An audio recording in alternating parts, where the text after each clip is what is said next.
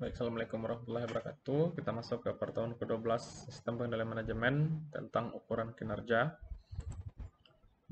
Cita-cita dari sistem ukuran kinerja adalah untuk mengimplementasikan strategi. Dalam menetapkan sistem semacam itu, manajemen senior memilih ukuran-ukuran yang mewakili strategi perusahaan. Ukuran-ukuran ini dapat dilihat sebagai faktor keberhasilan penting, critical success factors, masa kini dan masa depan. Jika ukuran membaik, berarti perusahaan telah mengimplementasikan strateginya. Keberhasilan strategi bergantung pada kekuatannya. Sistem ukuran kinerja hanyalah merupakan suatu mekanisme yang memperbaiki kemungkinan bahwa organisasi tersebut akan mengimplementasikan strateginya dengan berhasil. Kerangka untuk merancang sistem penilaian kinerja. Nah, kinerja perusahaan ini diukur, ada strategi di sini ya. Apa yang diukur diselesaikan, apa yang diselesaikan diberi imbalan, apa yang diberi imbalan benar-benar penting, apa yang penting itu diukur. Nah, jadi dari sini dulu. Ya, apa yang kalau kinerja perusahaannya apa yang diukur? Nanti ada empat aspeknya. Jadi tidak terbatas hanya pada pengendalian keuangan. Keterbatasan sistem pengendalian keuangan. Hal ini dapat mendorong tindakan jangka pendek yang tidak sesuai dengan kepentingan jangka panjang perusahaan. Semakin besar tekanan yang diberikan untuk mencapai tingkat laba saat ini, semakin besar kemungkinan bahwa manajer unit bisnis akan mengambil tindakan jangka pendek yang mungkin salah dalam jangka panjang. Manajer unit bisnis mungkin tidak mengambil tindakan yang berguna untuk jangka panjang guna memperoleh laba jangka pendek.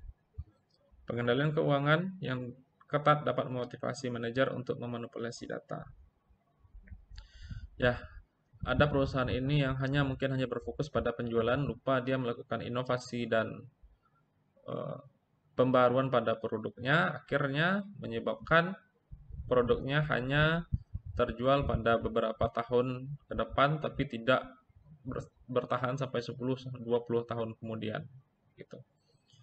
Mungkin ada perusahaan ini yang hanya berfokus pada pengembangan stagnan, tidak ada inovasi di sini. Dia sudah nyaman dengan inovasi yang ada. Ini ada produk contohnya seperti Nokia nih. Penjualannya bagus, penjualannya tidak ada masalah, tapi penjualannya tidak ada masalah, cuman ternyata dalam jangka panjang memberikan efek yang nyata, ya, memberikan efek yang nyata yang bisa menyebabkan perusahaannya tidak survive. Keterbatasan sistem pengendalian keuangan.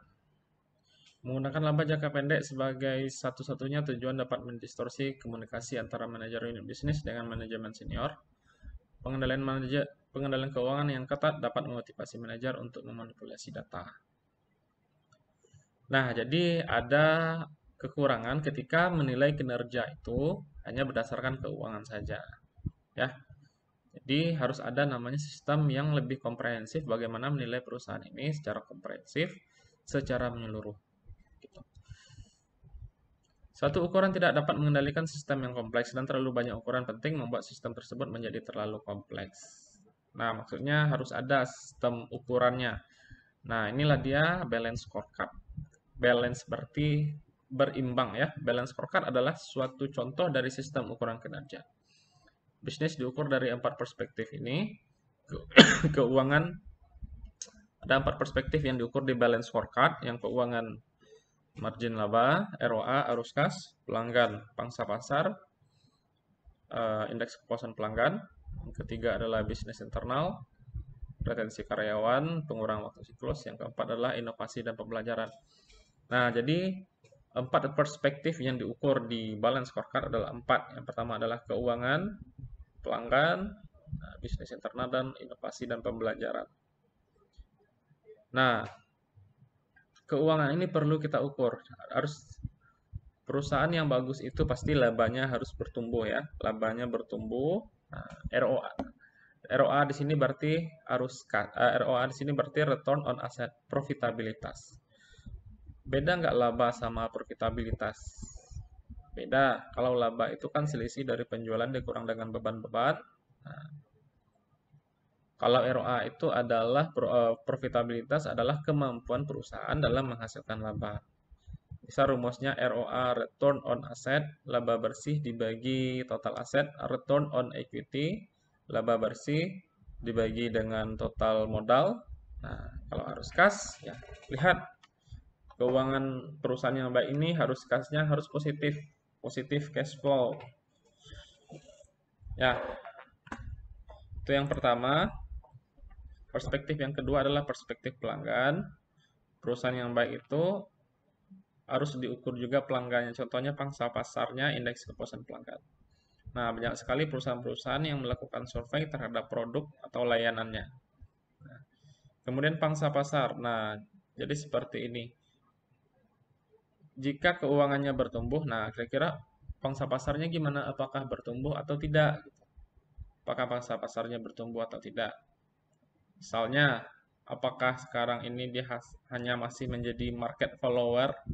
Apakah sekarang ini dia hanya menjadi market challenger atau dia sudah menjadi market leader? Kalau market leader berarti dia sudah dalam penjualan tersebut, dalam penjualan produk tersebut dia yang meraja, itu namanya market leader.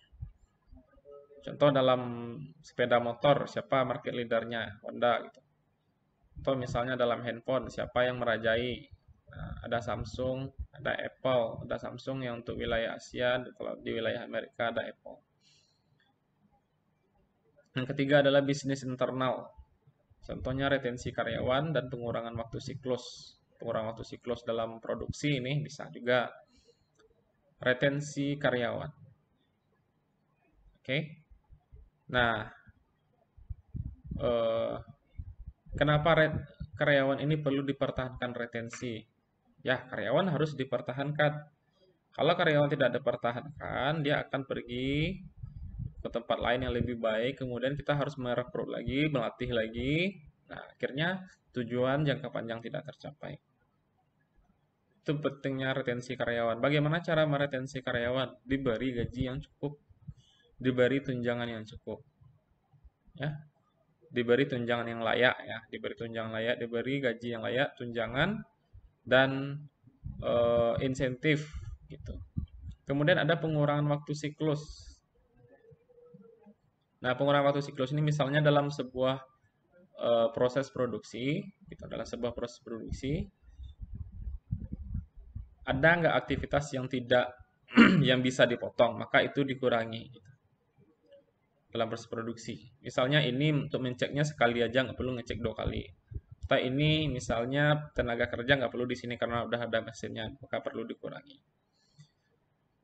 Nah, contoh kalau kalian nonton film tentang The Founder, tentang sejarah McDonald, nah ya, jadi dulu kalau mau pesan burger itu bisa sampai 30 sampai 60 menit. Jadi harus ada pramusajinya mendatangi orang yang dia ada dalam mobil nih, karena eh, pelayan-pelayan di Amerika itu dulu dia pakai sepatu roda, kemudian dia menyajikan, dikasihnya nampan. Nah, akhirnya bisa makan waktu 30 sampai 60 menit. Kemudian McD dia menciptakan speedy system, namanya bagaimana dia ditata gitu. Bagaimana dia ditata, ini tempat kentangnya, ini tempat burgernya. Nah, akhirnya coba kita lihat kalau kita pesan McD atau kita pesan di drive-thru-nya, maka sebentar udah selesai pesanan kita. Nah, itu retensi, itu pengurangan waktu siklus ya. Kemudian inovasi dan pembelajaran, persentase penjualan dan produk baru. Nah, perusahaan itu harus produknya harus ada inovasi dan pembelajaran. Inovasi. Jadi inovasi ini penting. Kalau tidak ada inovasi sekarang nih, laptop ini hanya untuk mengetik, ya, untuk mengetik aja. Kalau tidak ada inovasi, mungkin handphone ini hanya untuk teleponan sama SMS. Kalau tidak ada inovasi, mungkin kita tidak bisa melakukan Zoom meeting. Bayangkan kalau tidak ada inovasi di zaman pandemi ini, kira-kira gimana caranya mau kuliah? Mau ke kampus pun nggak bisa.